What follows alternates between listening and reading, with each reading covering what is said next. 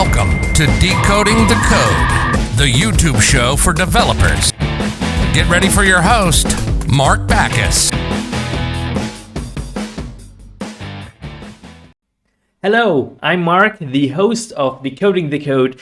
Thank you so much for tuning in. If you like this video, please give it a thumbs up and consider subscribing to my channel.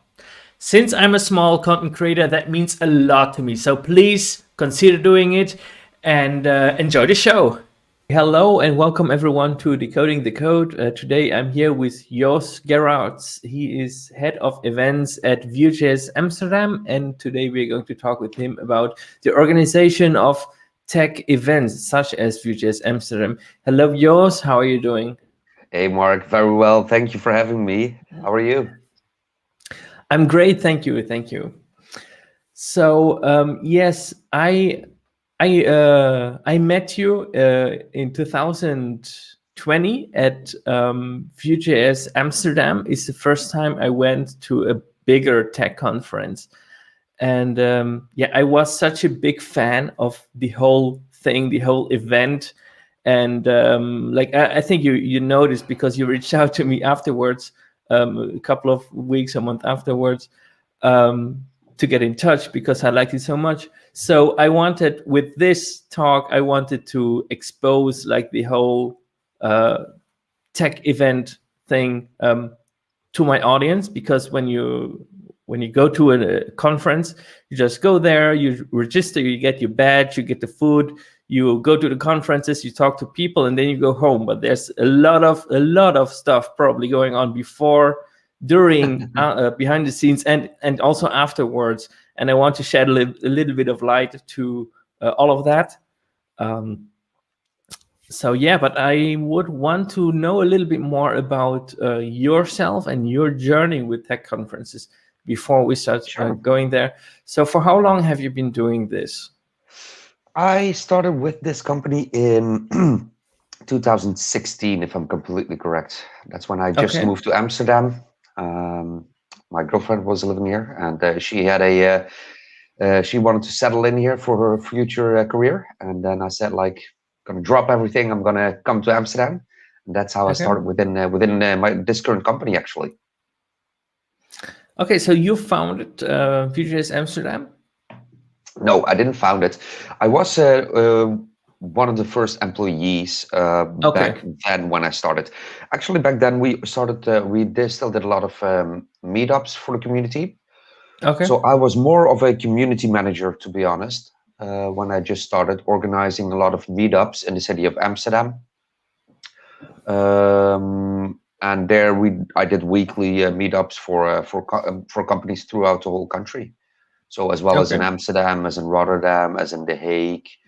We did JavaScript meetups mainly, actually. Okay, nice. And how did you enter the field? Like, what did you study, and how did you enter? Like, did you always say, okay, I want to be an event organizer, or? No, actually, I have been in hospitality since I'm 16. Okay. And there I grew to more like in party manager, if that is how you can name it. You know, I was guiding the people on the floor, making sure that everything was executed following plan. That's what I did for a long time, and eventually I worked my last years in a restaurant of a friend of mine. And one day I was like, I need to get out of hospitality. This is not what I want to do anymore.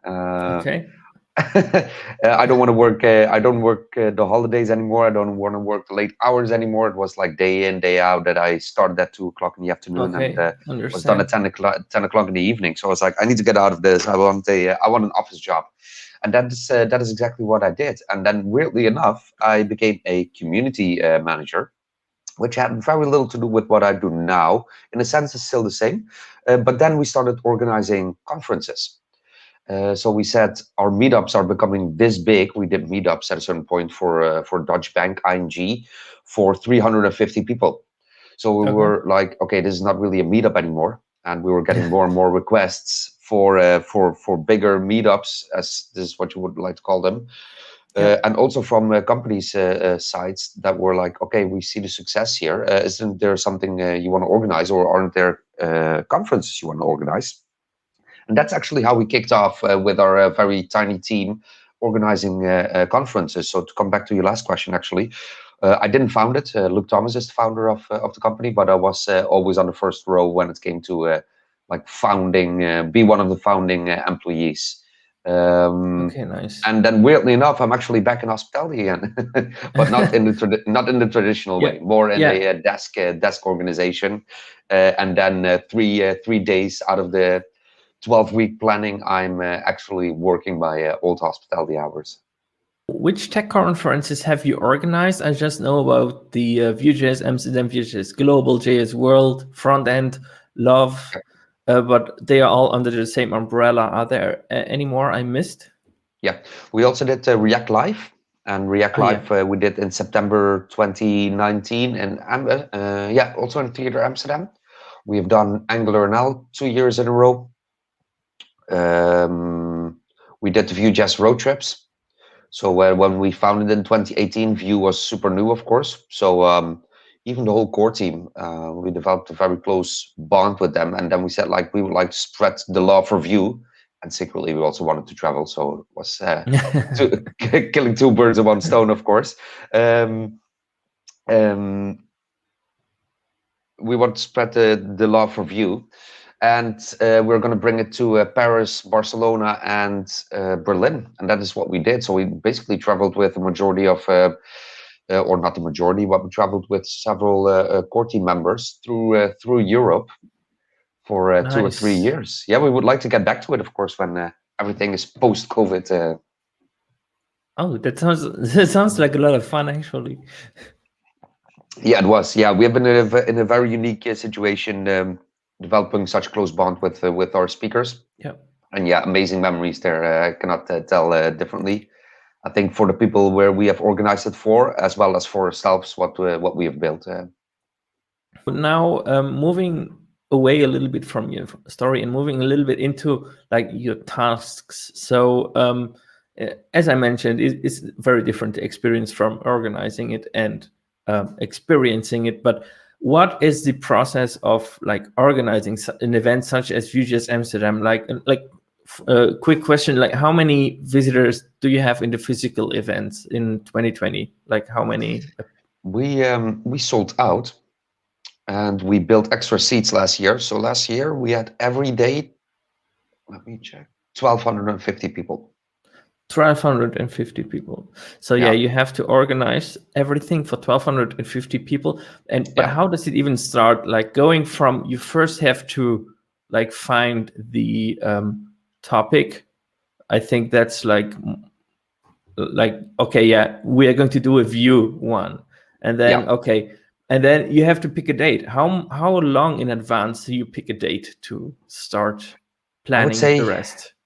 A year in advance, we start planning out our first steps. So usually a year in advance, we know our next date already, or at least not longer than a month later.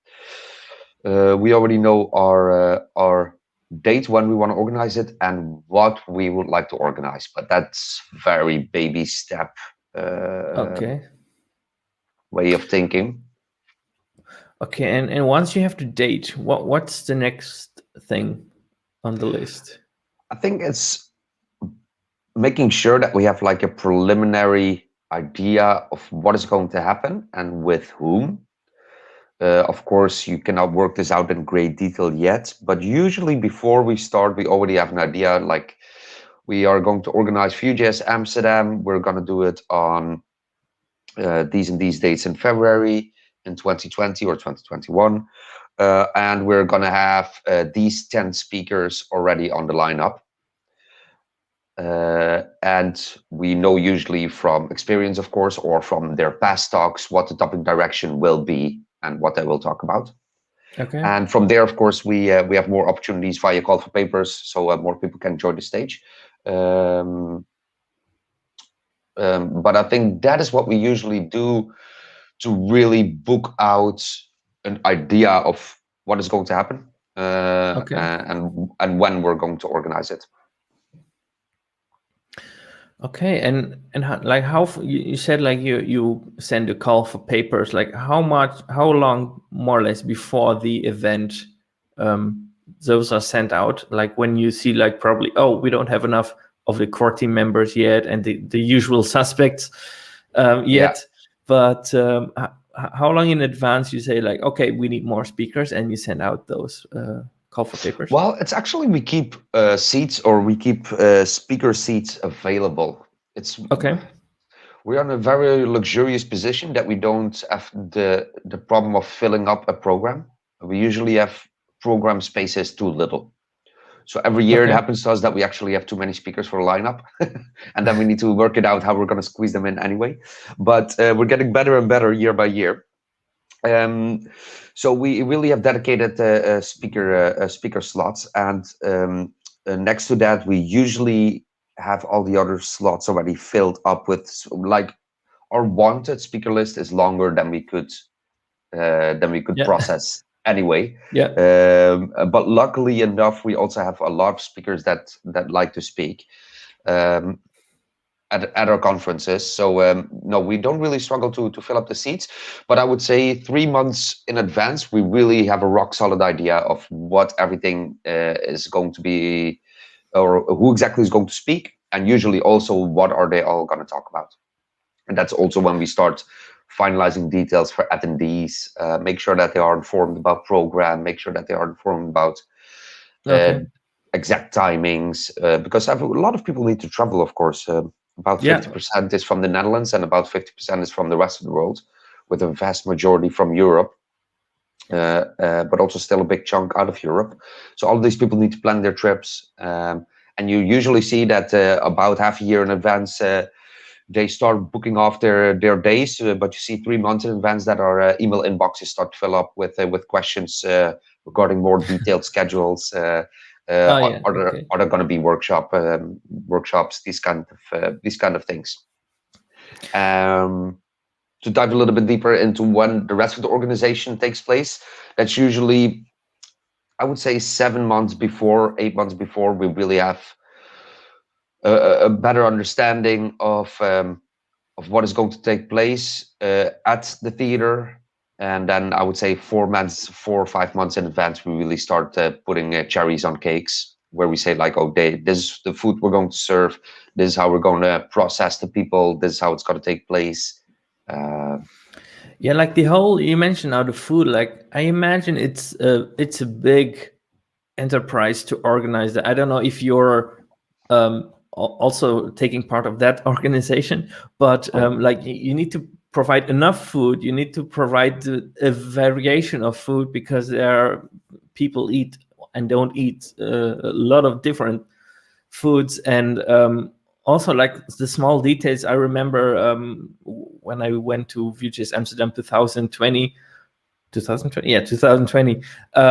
you entered, you registered, you got your badge, and then there was like a stand of like donuts. You could just get a donut, like those little things. Who organizes that? Is it also you, like saying, we need some like little snacks, or how does it work? Well, we indeed, or I'm indeed deciding together with the team, of course, what is going to be served. So usually we say, like, when people come in, we feel like they should have a snack in the morning. We feel like they should be able to grab a coffee and a tea included in their ticketing, and then we discuss our coffee break ideas and our lunch break ideas. But then the actual serving, of course, happens via the theater, and they also make the proposals. So they always come up with fun ideas and fun stuff we can do. Yeah, they usually provide us a list, and we are like, okay, this is the budget. Let's pick these 3 items. We usually also have the benchmark figures already in mind of, if we have 1,250 people, this percentage we should serve in the morning with food. So yeah, that's indeed up to us what people are getting served. Yeah, and like when people start rolling in like to the city, and they start interacting with like, I'm traveling to Amsterdam for VGS Amsterdam, and tagging the account, and there's always a response, at least for me, which is also a part of the experience for a attendee. Is that do you have people on purpose being there ready for those kind of reactions? That would be the most ideal situation, but in reality shows us that that's not always the case. We do have more people that have access to the same account, so we usually have 4 or 5 people that have access to the same account. So the rule is, if you see a question, pick it up and then make sure that people are felt at home. And I think that's what makes your stay a lot more comfortable indeed, if you feel like you're looked after and not just visited and then sent home with a thank you note in your suitcase. But I do feel indeed that's maybe where the difference starts a little bit, is where that we have that the people aspect is really central for visiting our events. And I think that's what also for me that's very important, and that's what's close to my heart, of course, that people are looked after when they come to our conferences. Yeah, then you're doing a great job, because I felt very welcomed when I got there, from the beginning to the end, and even afterwards. Yes, but another thing I wanted to ask you is sponsorship. For how long in advance you have to start looking? Because I imagine especially physical events are very expensive, like the venue, the food, the everything, like personnel. Like how do you go about that? Like you probably have to go there very early to the sponsors, or do you already have sponsors that are usually lined up, like Vue Mastery are usually sponsors, and also Vue schools, I remember, and like the others that are usually participating. Do you have like trouble getting sponsors, or do you is it always the same? I think we try to get sponsors all year long, because we already know what events are going to happen, of course.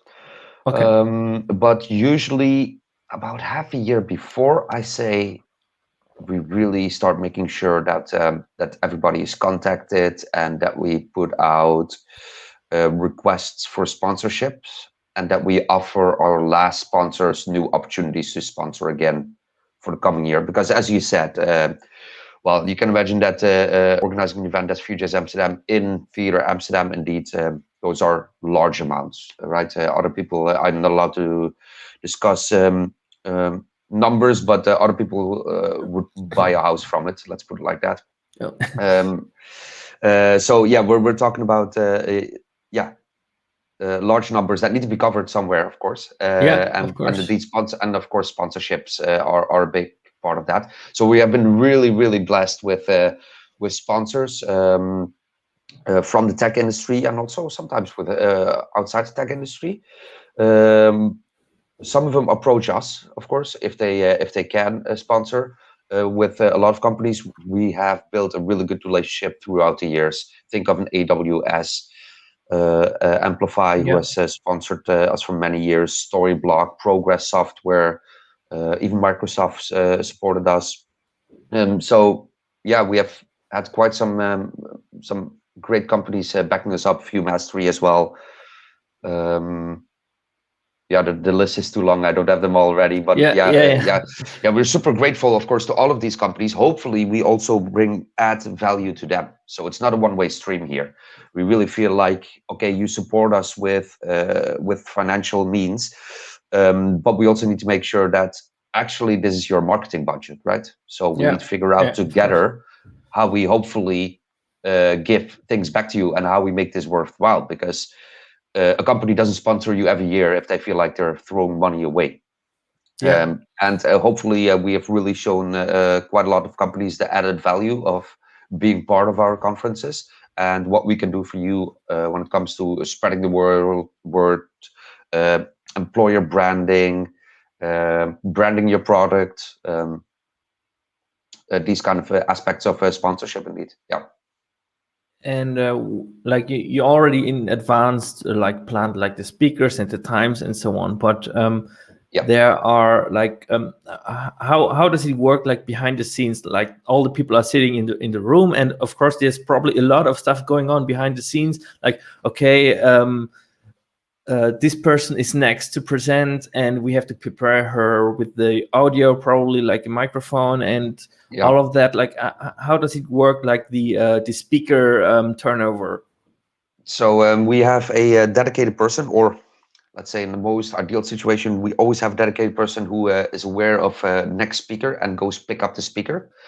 The speaker itself always receives an email from me, usually the day before or 2 days before, when exactly they can come and test their laptop, and when there's exact speaker slot is, also with the request then to be at stage 15 minutes ahead. But it happens sometimes that the speaker wasn't aware, or he got lost, or she got lost, and that I need to go pick them up personally. It has happened more than once that people see me running through the venue because 5 minutes in front of before a talk, a speaker is not there yet. Knock on wood, so far we've always allocated the speaker, so we never had to wait actually for a speaker. But we have had some stressful moments, yes. But we always try to have a dedicated person that usually has an A4 paper or a clip-on board with a speaker, nice picture of the speaker, and their talk time. Because indeed, 10 minutes ahead, people need to go to the tech and get strapped in with a microphone and have everything checked straight away. And 99% of the time, speakers are in the back. So we have a VIP or a speaker area. VIP is a little bit too heavy of a word. We have a speaker area in the back where speakers can relax. They can still fix their slides. You don't want to see the stress on these speakers' faces 2 hours ahead of their talk. You see total panic faces. You see speakers that are completely relaxed. But at least that's a dedicated area where they can have rest and peace, and where nobody's disturbing them, and where they can do their thing still. And that's also usually where all the fun happens, most or usually closer to the end of the day, and on the Friday afternoon, and it's like 5 o'clock. There's already a little party going on in the speaker area. There is a dedicated area indeed for speakers, and we usually try to have a dedicated person who brings speakers to the stage. Wow, that actually sounds a lot of fun. Have to see if I can get in there.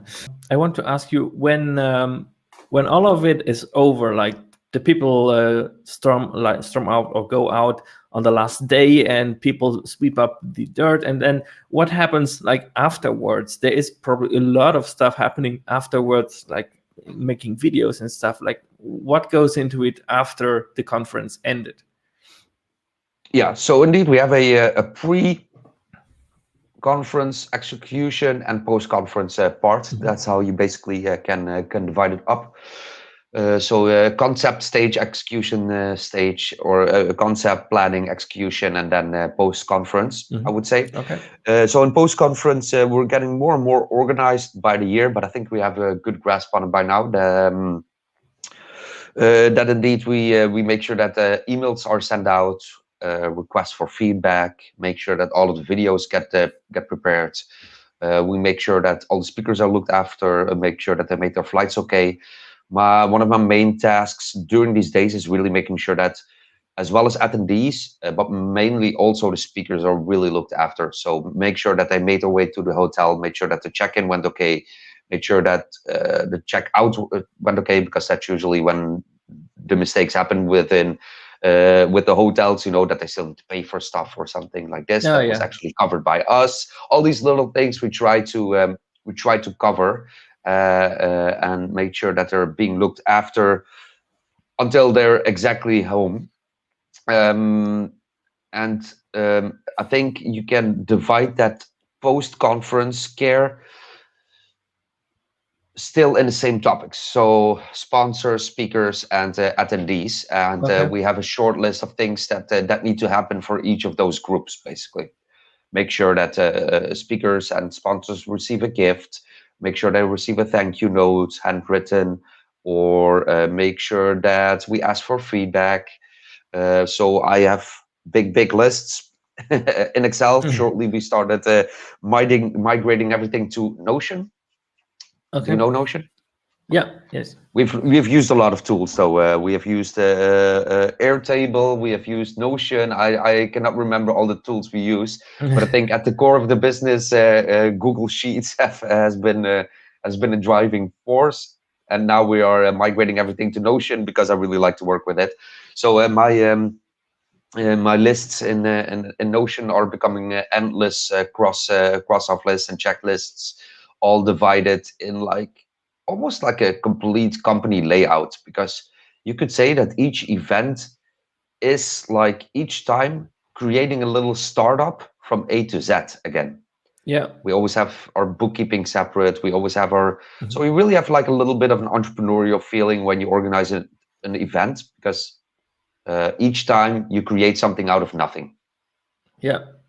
And well, then you need to make sure that every time that's taken care of A to Z. So I think it's more like what goes into aftercare. It's a super long checklist of emails and letters and bookkeeping, and I don't know what else needs to usually be taken care of after our conferences. I'm sorry, I don't have like one answer, but it's but okay, like videos and taking care of the speakers and sponsors and so on. Okay. Yeah. So that sounds like actually really interesting. And can you tell us what is your favorite part of organizing a tech event? Your very favorite part? Ooh, I think each part, as I just said it, in pre-executional and post, has some charm. So I wouldn't point out one part, but there are a few favorites. I love to plan. So that's also that's also a little bit of my downfall, because I can sometimes write plans until morning dawn and not execute anything. So I always need to be aware of that a little bit for myself, because I like to make sheets. I love to make lists, and I can do that until it's too late. That's a little bit that's a little bit of my personality. So that's for sure something that I enjoy, making sure that arrangements are being done with hotels, making sure that everything is arranged into detail with the theater. Those are really things that I get out of bed for in the morning, and that I like planning around, and make sure that everybody is well informed of where to go. Those are the things that I really, really enjoy. Then, of course, comes the execution, but during the execution, you're really being lived usually. I don't know if that's a correct English expression, but you're so busy that you have barely time to think of what is happening at that time. That it's more like, I've always worked in hospitality, so it's more like an auto mode function than really purely enjoying those days themselves, because you're so busy, you're just executing. I guess. How much pressure do you have there, like shortly before and during the event? I think it's more like a high alert level of things that are going on continuously, because those are the actual execution days, right? So you don't want anything, because that's where you basically have been planning for a whole year long. So everything that happens needs to go well in those 3 days. So I would say, pressure is high, but it's also a lot of things because you know it inside out. It's a lot on auto mode, of course. So you know what needs to happen, you know where it needs to happen, but sometimes you're just too busy to really give it any thought. You try to plan as much as you can, but you cannot plan everything. Yeah. Right. So of course, when a speaker completely drops out, you have a few options, or make sure that you have backup speakers ready, and if that fails, make sure that you have some sort of time filling schedule for 25 minutes to keep everybody in their seats, because everything has consequences. Of course, you cannot just let people out of their seats and let them go grab a cup of coffee, because getting 1,250 people in and out their seats is a whole logistical nightmare, which needs to be well planned, as well as for the theater, as well as for us, of course. All right. And can you tell us an anecdote of like what's your favorite memory you have from organizing tech events over the years? Like one memory that you say, oh yeah, I really Ooh. like this? There's probably so many. You just asked me for my favorite parts, of course. So I would say usually the Friday afternoon is one of my favorite parts, because that's where you feel the relief on people that are involved with organizing, people that have been speaking. You can feel the vibe coming up among attendees who are ready to finish everything up, so that you can really start looking back on a successful event and then celebrate it with everybody together. I think my most favorite moments in the last 3 years is, again, not one specific thing. I think I truly enjoyed it that we built such a close bond with speakers that we basically went on mini holidays with them. And I think that's something really unique, and I'm really grateful for that, because we literally indeed went on holiday in Berlin and in Paris and in Barcelona. We went out together, we had dinners together. Nice. My task was to organize, and they were speaking. So we were all working, but not really working. Okay. So it was, I think it was pure about having fun together and just having a great time. So it never felt like work. I still don't really see it as work. If somebody would tell me, Jos, you can go to Barcelona for a week, but you have to organize two conferences in the meantime, I would do it in a heartbeat. I'll be gone tomorrow again. Yeah. Okay, yeah. Now you mentioned, traveling here and there to Berlin, to Paris. Now, how did all of that change? All the event organizing, how does it change with the COVID-19? Like, now everything is digital. You lose a lot of touch with people. And what are some of the major points that are different than before? Yeah, I think you can better ask indeed what isn't different about the current situation. So we are always in a learning curve, I think, or at least I have been lucky enough to be always been in a learning curve in my job. But I think especially in 2020, it has been exponentially exploding when it comes to learning new ways of conference organization. I'm a real people person, so it really goes to my heart when I cannot have that touch with people, which I have on a regular basis, which is almost completely gone, right? So you are very appreciative that people do digital claps, but it will never beat the feeling of getting an actual applause live on stage. And I think this will be the same for speakers. Nevertheless, it has been a very big challenge finding out a whole new of pleasant conference organization, which brought its own challenges, but also its own satisfaction.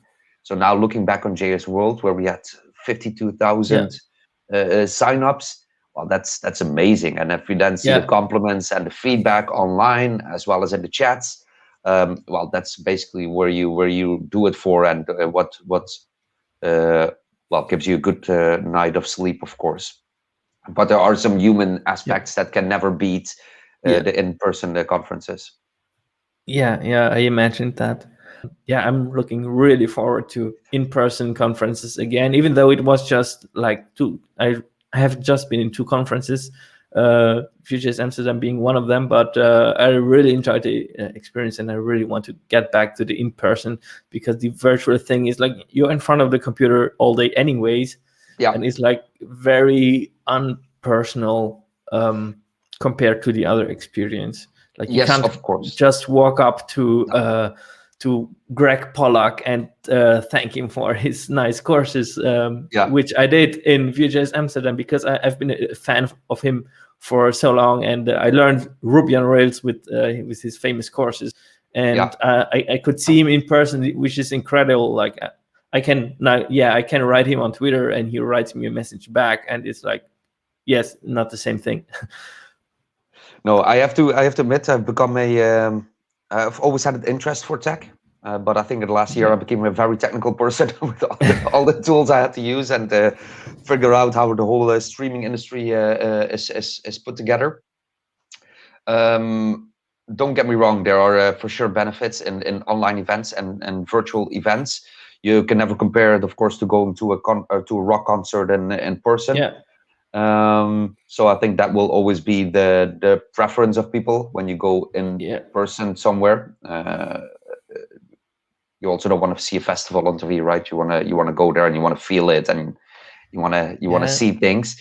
But I do believe that that we have closed a massive gap of missing event features, and I think the hybrid event future is going to be very bright. I think we are going to see the ability for people to join these conferences who were never able to, and also people that maybe cannot afford it, or that live in parts of the world where it's not always possible to travel all the way over here. I think for them it's going to be a lot more easier and a lot more accessible to be part of these events. So I think there are huge benefits to what has been created over the past year, for sure. I think that's nothing, not thrown away time. You can implement it, as you said, in hybrid conferences. Okay, so I think we got it. Cool. Thank you very much, Jos, for your input and for the answers to my questions. And also, you're welcome. Thank you very much for taking space out of your busy schedule to be here on Decoding the Code. And anytime. Thank you very much. You're welcome. Okay, bye-bye. Thanks for tuning in and watching the video till the end. Please give a thumbs up and hit that subscribe button, and I hope to see you next Monday. Thank you for watching Decoding the Code. A new episode will be available every week, so don't forget to tune in next Monday. For past episodes, check out the website decoding.show.